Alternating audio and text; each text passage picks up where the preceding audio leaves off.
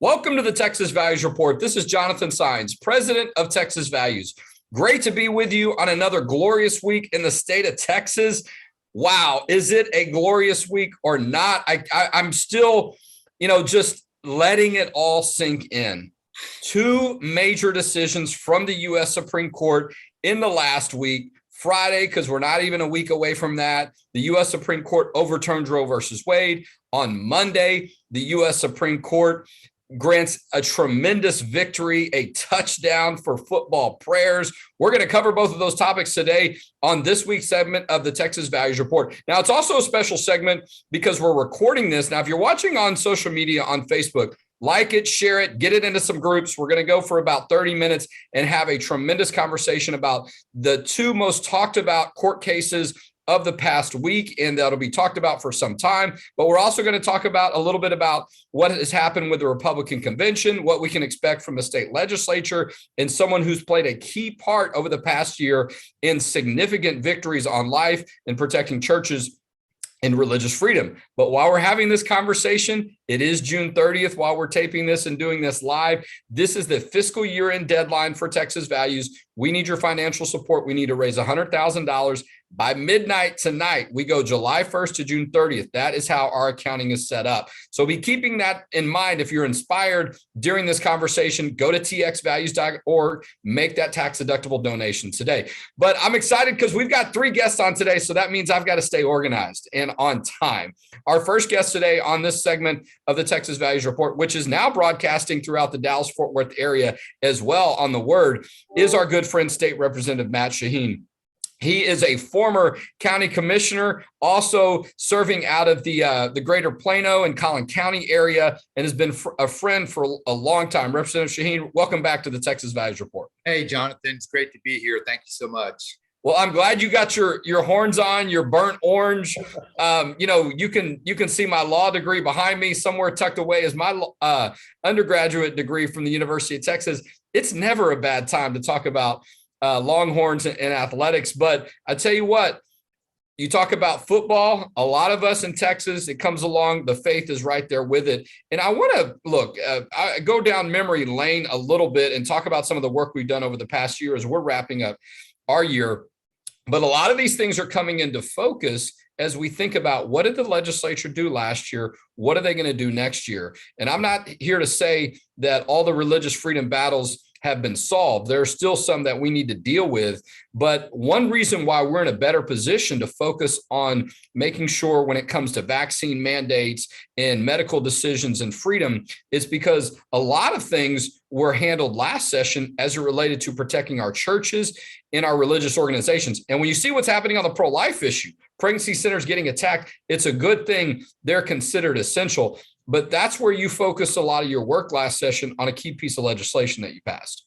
Yeah, I mean, we've been focused on, of course, the life issue and saving little baby lives in Texas, and then religious freedom as well. You and I worked on a lot of those pieces of legislation. The governor actually signed 3 different pieces of legislation that do protect religious freedoms. In the state of Texas, no governmental entity from local to state, no agency can shut a church down ever. So we're going to make sure that the freedom of religion during any type of emergency or what have you isn't compromised. And then, of course, the pro-life issue, and you said it exactly right, how excited we are about the overturning of Roe v. Wade. And we have a trigger bill in the state of Texas.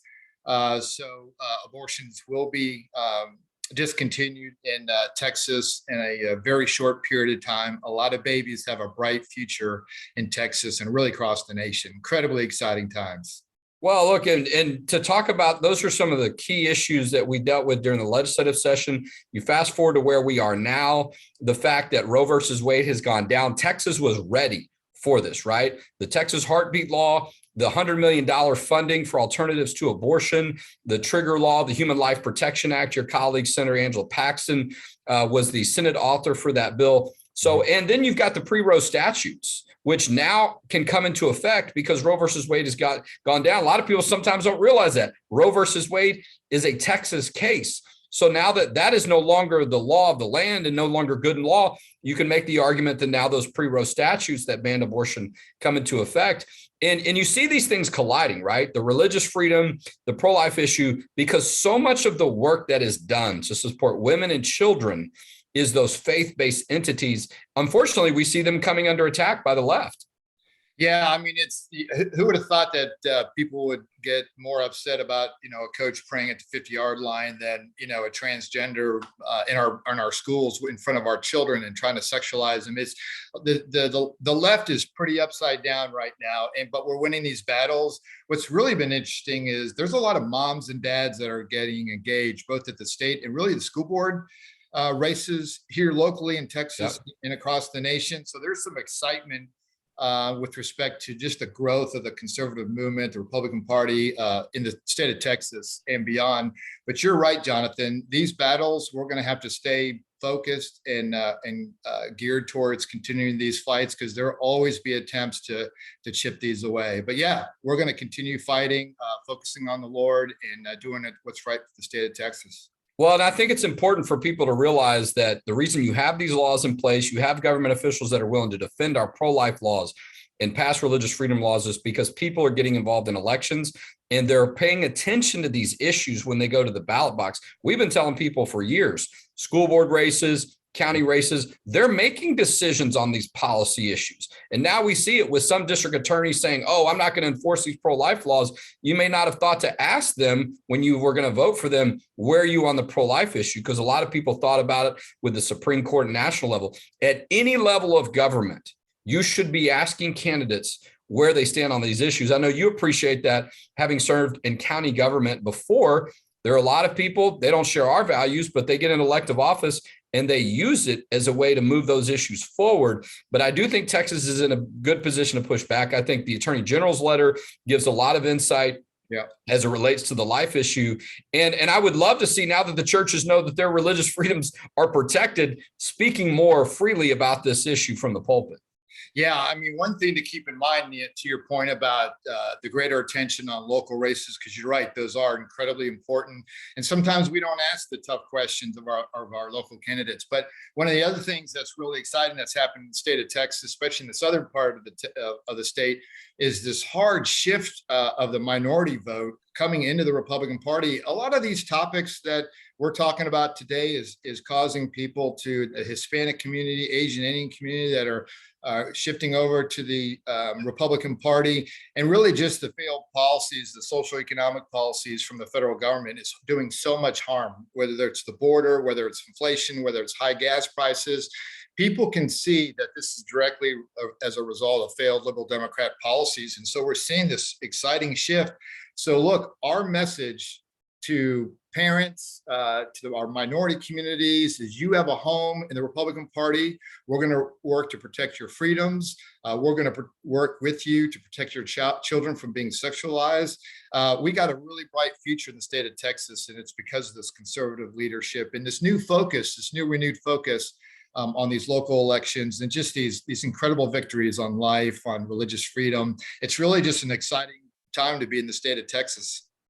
No, there's no doubt. And look, you don't have to convince me, right? I'm fifth generation Texan. I'm always excited about Texas, but there are a lot of new people in our state. There are a lot of people that are thinking about these issues for the first time. And it's good to have some things to show them, some tangible results, some things for people to be encouraged by. When you're traveling across the state or wherever on your family vacation, like I'm doing next week, and you're paying $5 a gallon, you start to wonder who's running the show, or why do we have some of these policies at the federal level and other levels. And so really appreciate your leadership, appreciate your friendship, and thank you for standing alongside us here at Texas Values. Well, absolutely. I love working with you and the team, and there's more to come. We have more work to do. Great. All right. State Representative Matt Shaheen has been our guest today on the Texas Values Report. Okay. Like I told y'all, we've got 3 guests. And so I'm going to bring in the next one. And because of that, I'm going to have to switch my backgrounds, because he's got such a great playing field that he's working with. I'm now going to go to my playing field, which oftentimes is the Texas Capitol and our Texas House of Representatives now behind me. But I want to welcome to the Texas Values Report from First Liberty Institute, Jeremy Dice. Jeremy, how you doing, sir? I'm doing great, Jonathan. Good to see you. Good. Okay. You guys, I mean, how many different graphics am I going to see, talking points with, football connections? I don't get enough of it, right? I say amen to all that, because what an extraordinary week that you're probably having. Many people know First Liberty Institute is based here in the great state of Texas. Their leader, Kelly Shackelford, is a board member of Texas Values. Also my mentor. I got to work under him for many years. There is no question they lead the fight for religious freedom. And on Monday morning, after a lot of us were thinking about what a great weekend were Roe versus Wade, here comes this incredible victory for religious freedom. Coach Kennedy wins his case because of y'all's representation, and gets to make that prayer at the 50-yard line. Tell us about what it meant for you individually, but also what it means for prayer across the country.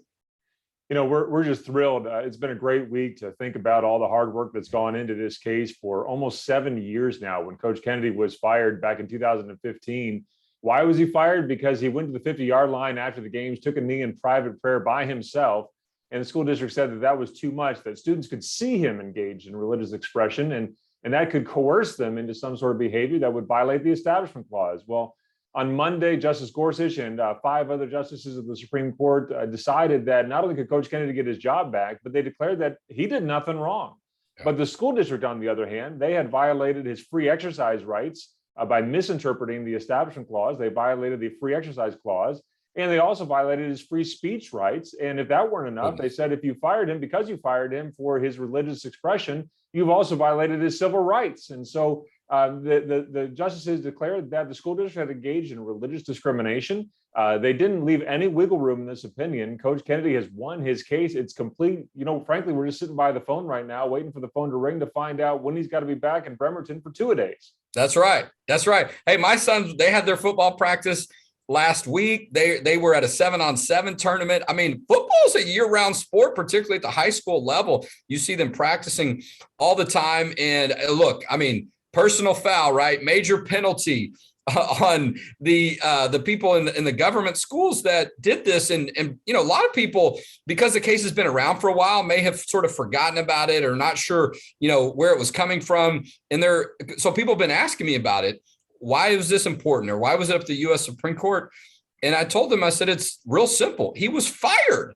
The school fired him for a voluntary prayer on the 50-yard line. And as you know, Jeremy, there's some history on this issue in our state.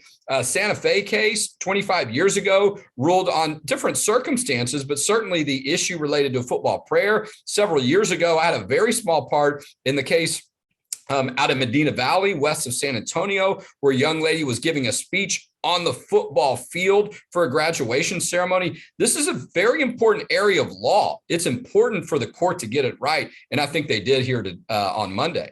Yeah, not only did they get it right for Coach Kennedy, but the precedent that they've set now sets coaches, teachers, and other administrators or personnel for school districts at ease, because under the Ninth Circuit's opinion, it was they could be fired for wearing a crucifix around their neck at school or taking a knee in private prayer. No longer is that the case. If you're familiar with the law, the Lemon test, well, that Lemon case, that's no longer good law.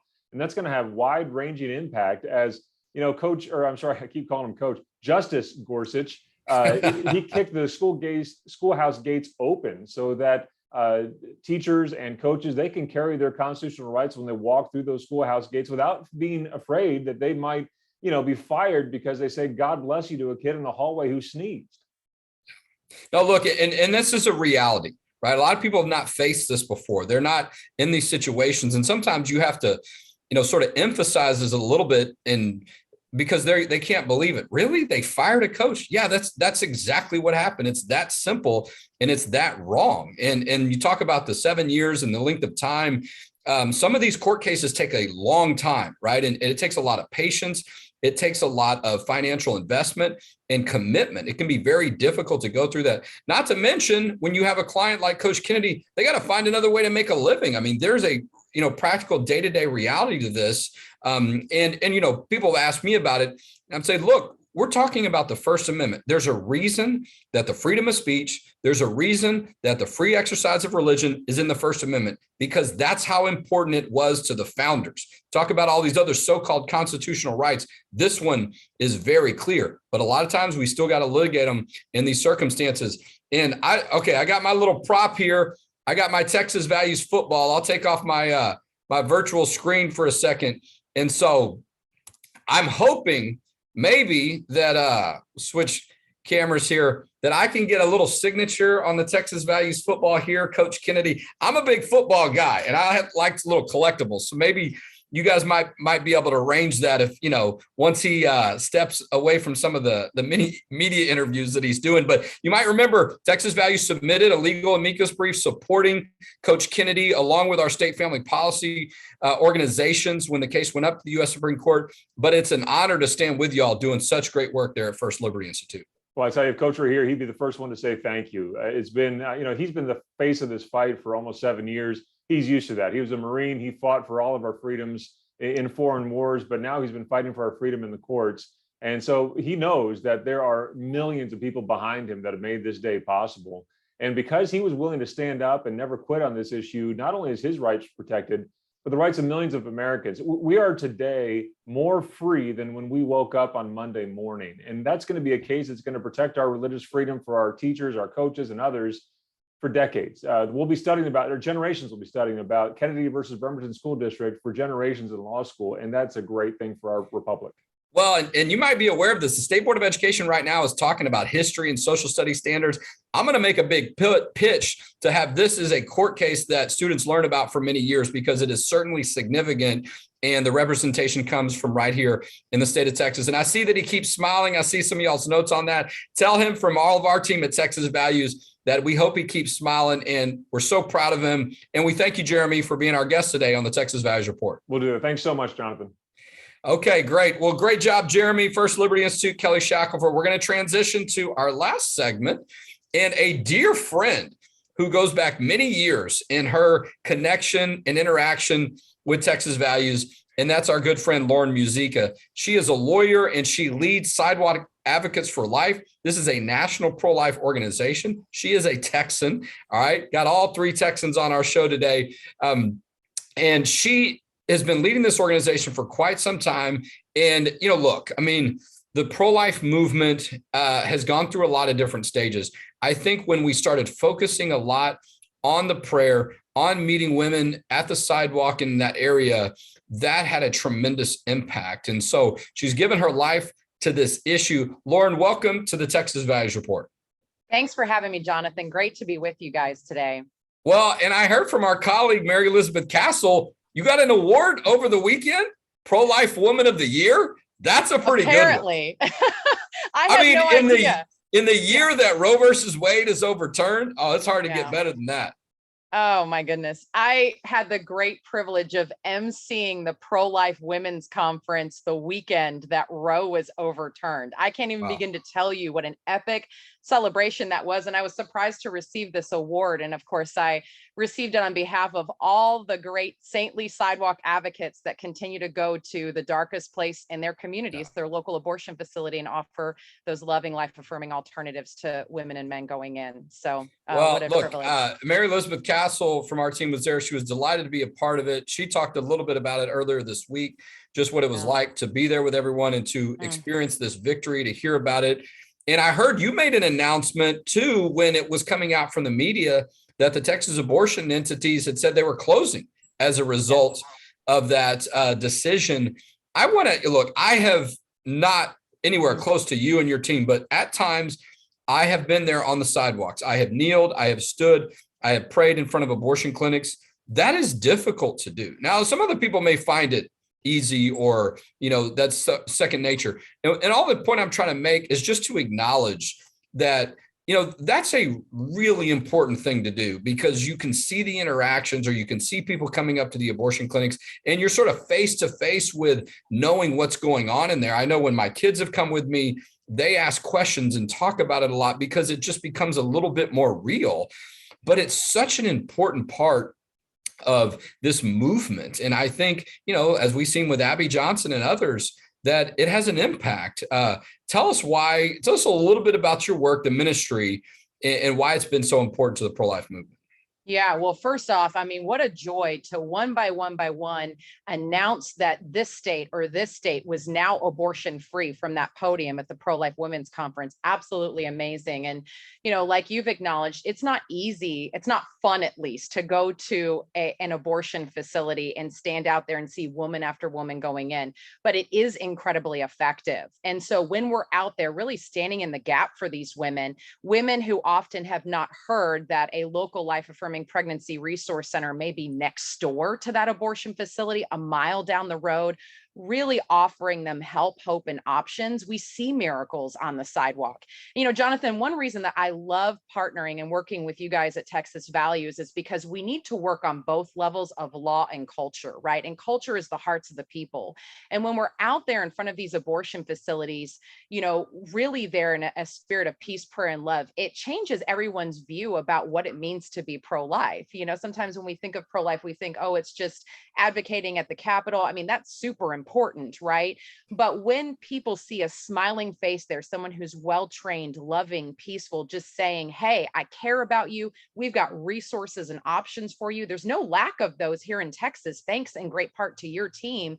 They just need to know that they exist. They need to know that these resources are available to them. So it is just a great honor to go there and let moms know that, these things are available to them. And in 8 years, really, of God's people going out to abortion facilities all over the country, just in our ministry alone, I mean, any day now, we're going to celebrate that 18,000 women in 8 years have accepted help from a sidewalk advocate. These are actual handoffs to a life affirming pregnancy resource center, or where a mother otherwise let us know that she was choosing life.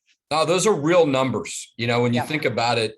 And people sometimes don't want to think about the fact that 63 million babies have lost their life through abortion since 1973. These are real numbers. That's a huge number. That's an enormous number. And so I've heard some people say, oh, they're turning the clock back on this or that related to women. And I don't agree with that. But even if you turn back the clock, you can't turn the clock back on 63 million babies. I mean, you can't come back from that, as far as you can't bring those babies back from life. But what we can do is, moving forward, continue to give women encouragement and support. That's what you're doing. And you're also meeting them knowing you may not be able to come into contact with them if not for being on that sidewalk, and also acknowledging the power of prayer. Prayer has been such an important part of this. I know the state of Texas has invested $100 million in the Alternatives to Abortion program to let women and families know that their babies and themselves have support.